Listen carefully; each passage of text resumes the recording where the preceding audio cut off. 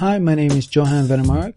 In this phone interview, the author of BreakOutOfTheBox.com, Mary Bast, explains to us some of the main pillars for successful coaching and why being a coach is such a privilege.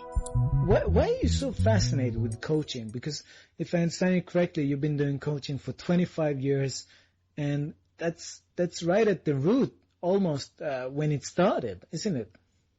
Yeah, and as a matter of fact, when I first started, the word coaching was not a popular phrase. It was more used for sports coaches. Yeah.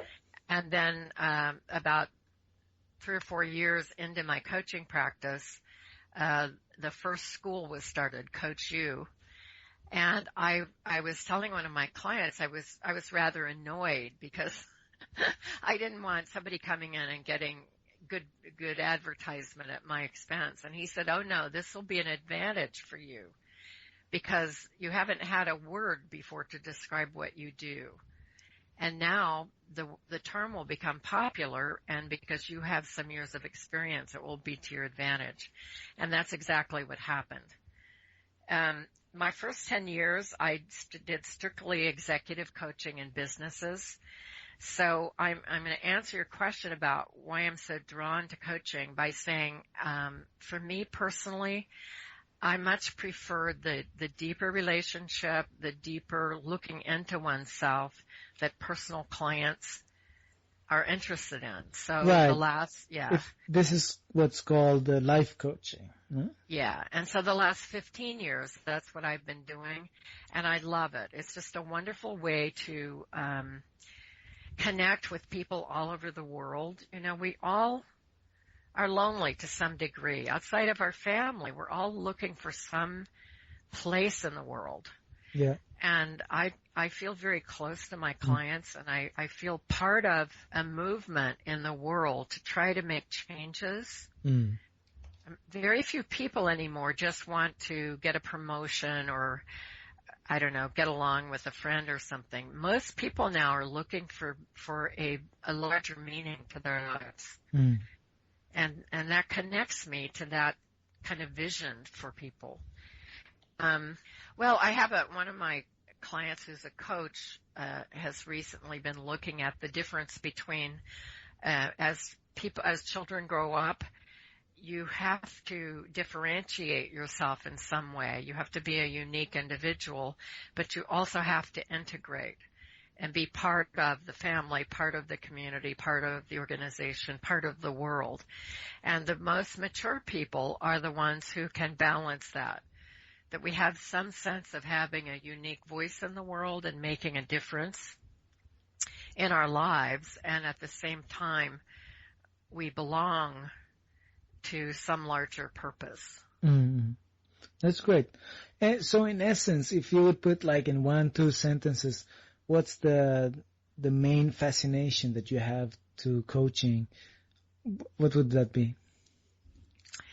Oh, 1 or 2 words. To be part of something bigger.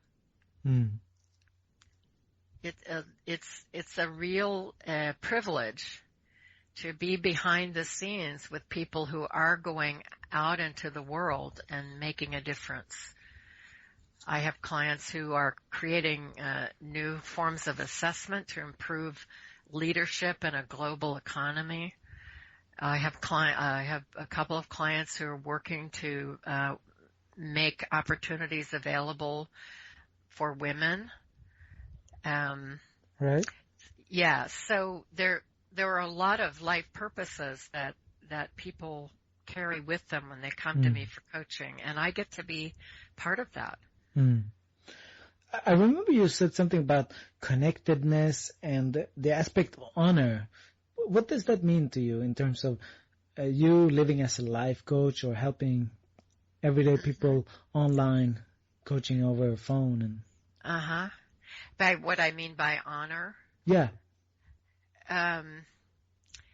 It's another word is maybe privilege. I feel very lucky to work with people. You know, I'm older now, and I'm taking care of my mother, so I don't travel as much.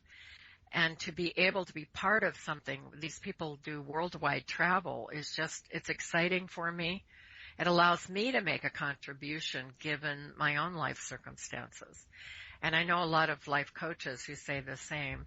Even those who are doing a lot of work with businesses, you can help many more people if you can do most of your work by phone.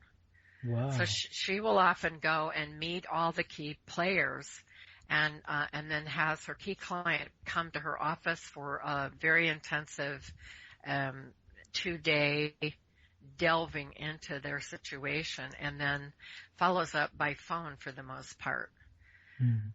I think the phone aspect there's some kind of effectiveness automatically happening there.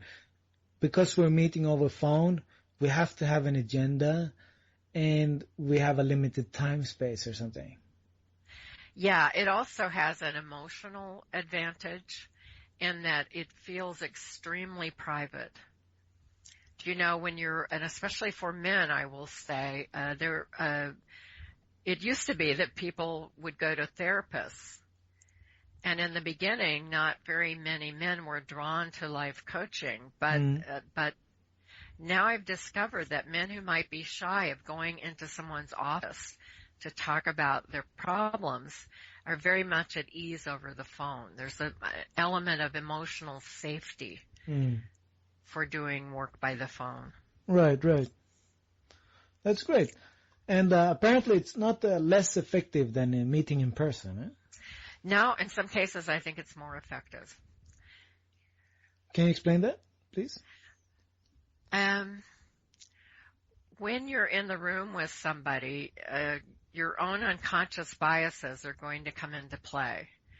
It's not possible to be human without having some preferences about the way people look and act. And being a coach and being on the phone requires that you listen very, very deeply and let go of any assumptions that you might make if you walked into a room and saw someone in person. My ears have become fine-tuned, and I've learned how to develop empathy based on the smallest little signs. For example, I might hear someone over the phone go, and I would hear that sigh, and I would say, okay, I heard a bit of a sigh there. What's going on right now? So it just makes you extremely sensitive to the smallest nuance. And it must make the client feel that you're really there with them. Yes, and it lets you be really there with them. And that, going back to the keys for success, more than anything, is being fully present with your client and helping them become fully present with themselves. No judgment, just simply being there. That's great. Thank you so much, Mary. Oh, you're quite welcome. Great. Thank you so much, Mary. Oh, you're welcome. Bye-bye. Bye-bye.